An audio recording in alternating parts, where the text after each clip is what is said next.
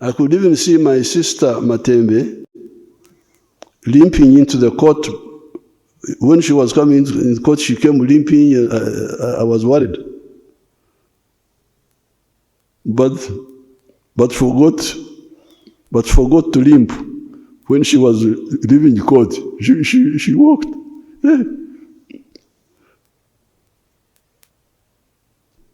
Secondly, use the LC1's elections and the Women Council elections to elect leaders that will fight corruption.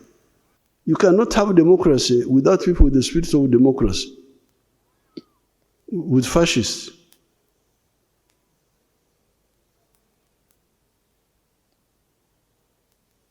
Why should you intimidate a witness if you are innocent? Why? And threaten. So the answer why we oppose bail is because they come now to attack the witnesses. Now, if we allow the witnesses to be attacked, in the future we shall not get witnesses. And what will happen? The security forces can even start doing other bad things, like if they are blocked, the legal way is blocked, they can start extrajudicial executions, shoot somebody, say, oh, he was running away, he was escaping, we shot him. You should be happy that the security forces are not doing mob justice, because the civilians gave up. That's why they do mob justice. Gave up on the legal system. But the security people are still bringing these people to court.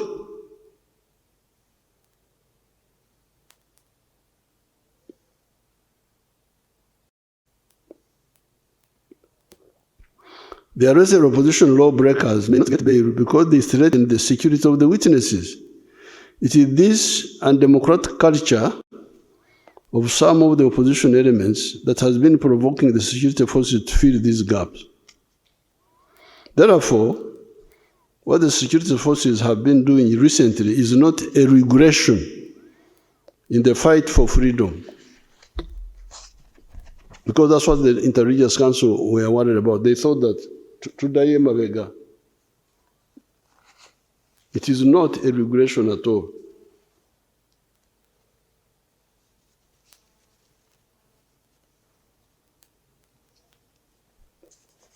It is not a regression, but a consolidation of our long fight for the principles of patriotism, Moyo gwa Uganda, Pan-Africanism, Moyo gwa Africa, socio-economic transformation and democracy. Indeed, General Muhoozi recently pointed out one useful fact. He said many of these people, Ugandans, including those who criticize the NRM, go to Dubai, UAE, where the press is disciplined and they appreciate. You cannot find in Dubai the press doing what the press does here. And they appreciate. That's why they are going to Dubai.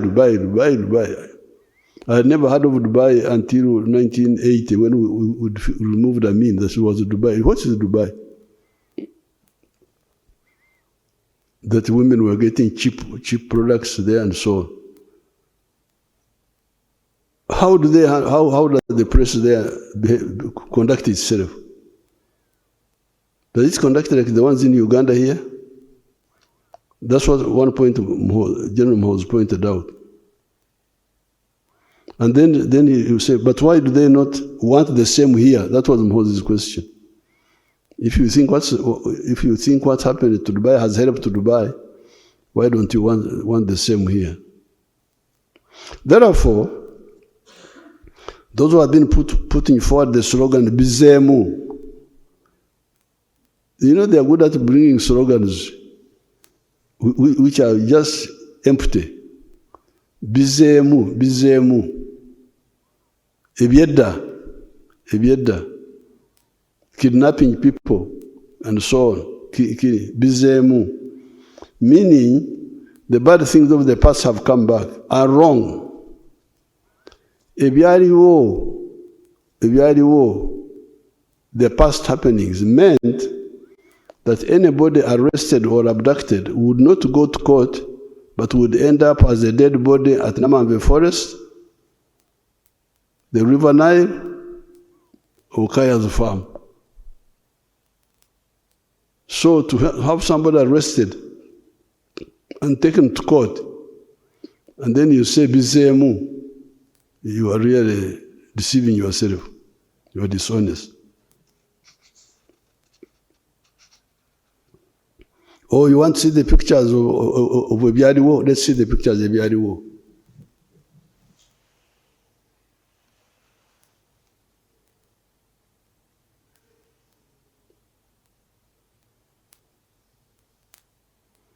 Bring the bones properly.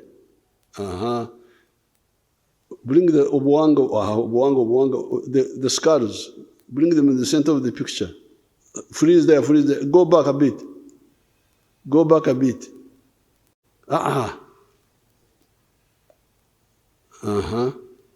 Ebyaliwo ebyo. Ebyaliwo. Hello? Ebyaliwo. Biri awo. So when somebody is brought to court and you say Bizemu, what is Bizemu now? Brought to court.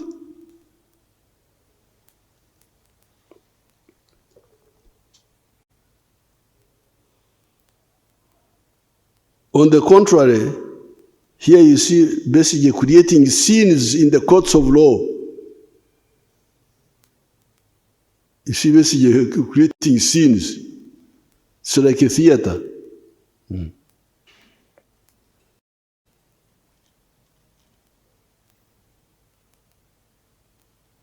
I could even see my sister Matembe limping into the court.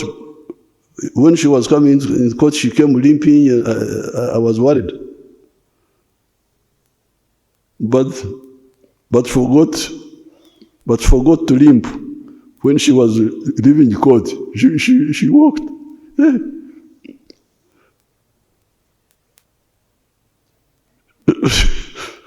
She had forgotten to repeat the scene. I saw the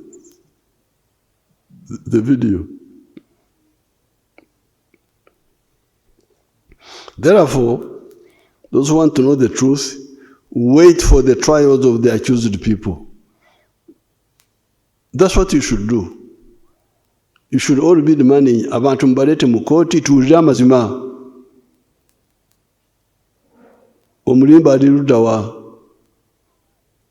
That should be the demand. Naye nantagambwako tembakwatako. Prison, I was in prison 8 times in Tanzania. There is no prison of Tanzania which I don't know. 8 times. Bukoba, 3 times.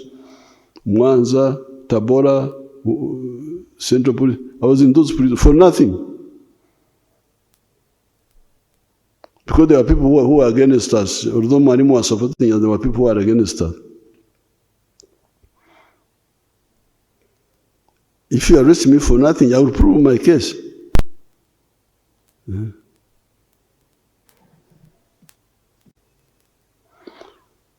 I cannot allow impunity in our system, even on the side of the security forces. In 2021, there was the death of a Ugandan nicknamed Zebra in the Kawempe area in unclear circumstances after he got in touch with our security forces. I had to organize Okukaraba blood settlement with his family in Entebbe State House here. It is therefore the impunity promoters that have been inviting the security forces to finally do something. It is the security forces that die to keep peace in Uganda and in our turbulent region. If the security forces give their lives to keep peace in the country, Why can't some of the political actors give up their egos and greed to make a contribution to that peace? Because the security people die. They give their lives in situations created by all these people. And all you are asked is not to die, is not to sweat, is simply to behave responsibly, that's all. And they are not able to do that. It is therefore, in order for us to insist on full accountability and no impunity for our words or our actions, you must be accountable for your words and for your actions, fully accountable. I hope these comments have illuminated what the gaps were and why the limited supportive actions of the security forces to the rule of law in the country. Once we have known the why and the what, then there is the issue of the how. The how. This is an issue we handled from other days of our resistance, and I will share it with you separately so as not to render this piece too long. We now come to the issue of trade order that the Inter-Religious Council also raised.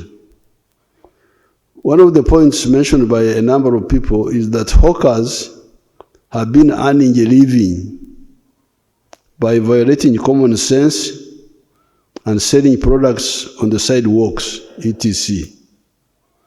I told the bishops and the sheikhs that I can see that I'm in real trouble. Very soon, I will be charged for damaging the business of the coffin makers by reducing the death of Ugandans from AIDS, Corona, Ebola, measles. The coffin makers are going to say, you have spoiled our business. People are not dying enough. You have stopped people from dying from AIDS.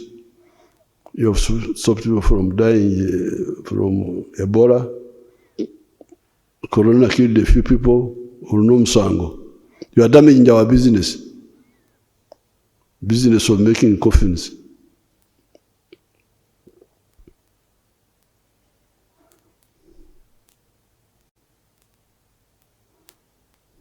Yes, the coffin makers will lose business because it was a bad business that was at the expense of society. Instead, they should make chairs and beds for Ugandans that did not die. Hawking is an economy and health killer. Obutembeeyi obwo buta ebyenfuna ne buta bwonoona ebyobulamu. This hawking is a killer of economy, a killer of health.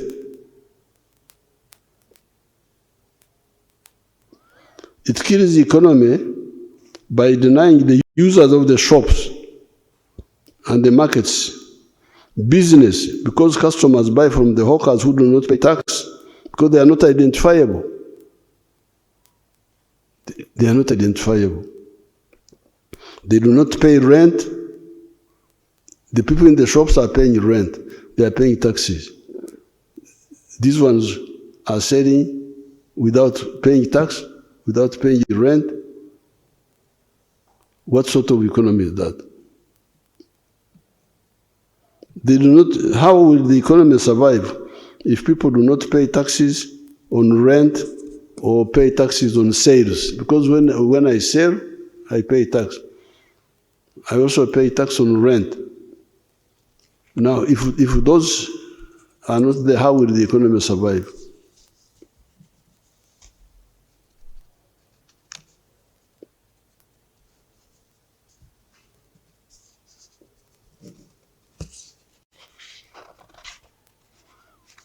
On the issue of health, having products exposed to the atmosphere, including food, is very dangerous. Yet the one who sells a dangerous product is not identifiable. Then there's the issue of blocking pedestrians from using the sidewalks and forcing them to compete with the cars and the bodabodas on the narrow roads. This means accidents, road jams, etc. Selling must be in shops, markets, or supermarkets. Even there, you must be registered so that you are accountable for what you sell, and you also pay tax. The local governments should look into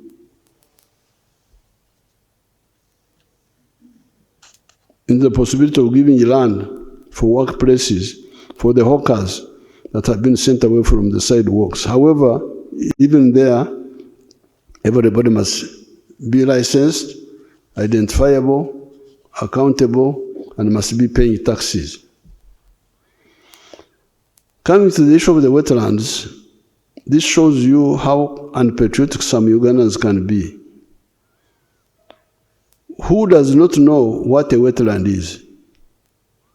Ekisaru, Orutobazi, Omugga, Enyanja are known even by a child. You don't have to be an M expert. You just need to be a Ugandan. You know what is all these things. Ekisaru, Omugga, Orutobazi, you know, our people know. Nobody can say that I came to the wetland without knowing that it was a wetland, because the features are unmistakable. Water, Gugu, Cyperium latifolia, Ebitogo, etc. Ever since 1986, we have been telling you about the forests, the wetlands. Yet, except for the Busoga, Bukel, and Kigezi areas, most of the swamps in other parts of Uganda were not encroached on. Other forests had been encroached on by the population because Idi Amin had told them that forests had no value. When we came into government, we chased all the encroachers, and Mabera forests came back.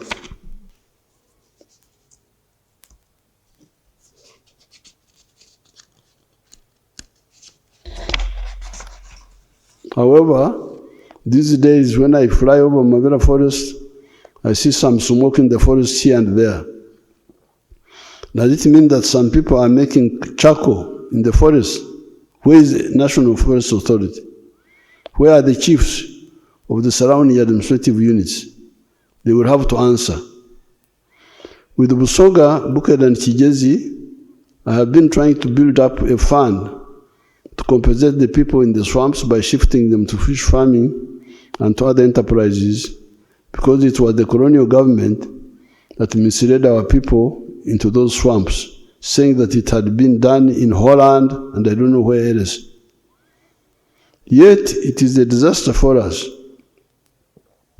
It is estimated that 40% of our rain comes from the local wetlands, and those in Congo and South Sudan. What is the proof? Why does West Nile get 1,270 to 1,524 millimeters of rain per year, and Karamoja only gets 700 to 900 millimeters, yet they are on the same latitude? I would have explained these points, but I'm rushing because I'm told that you are dying to go and watch World Cup, and I'm not World Cup. So I'm rushing. I would have explained more. Because they may cut me off that I'm not World Cup. The answer, why Karamoja gets less rain than West Nile, the answer, the swamps in South Sudan and Congo. Why does Karangara get 2,000 to 2,090 millimeters of rain per year? The answer, the water of Lake Victoria that evaporates and reinforces the moisture from the oceans. Who then has a right to ruin our heritage of this abundance of water and our future? There are those who say that they were allowed by government authorities to ruin the wetlands. Did those who allowed them do so rationally and illegally? We shall study those excuses and decide on the way forward for those mistake makers. However, the operation to restore the wetlands and protect our natural forests will continue. I appeal to the Ugandans to participate in the NRM barazas for the LC1s and the Women Councils on the 10th of July, 2026.